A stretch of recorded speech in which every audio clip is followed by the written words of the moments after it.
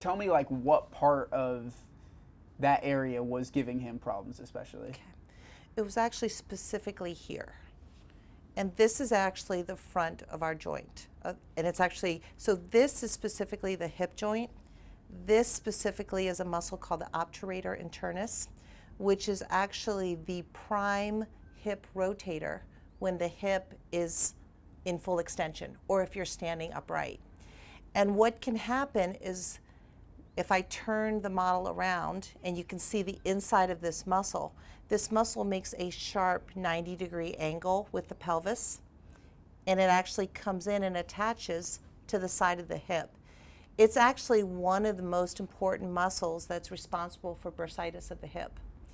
So some people, when you're not an athlete, this muscle can continue to rub over the bursa and cause an inflammation of the bursa. So people complain of difficulty laying on that side when they sleep, or they have difficulty walking or swinging the leg. Because of the nature of the pull and this muscle being responsible for holding the hip actually in the joint, where professional players tend to get more of trauma is actually in the muscle itself. So this is the back area of that muscle. So it is a very common area. It's an area where he had surgery. And from my perspective, it was a matter of kind of addressing the scar tissue that was in that area.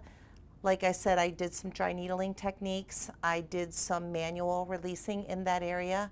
This is also a muscle called the iliopsoas. We worked on this muscle as well. And that muscle is responsible for bending at the hip.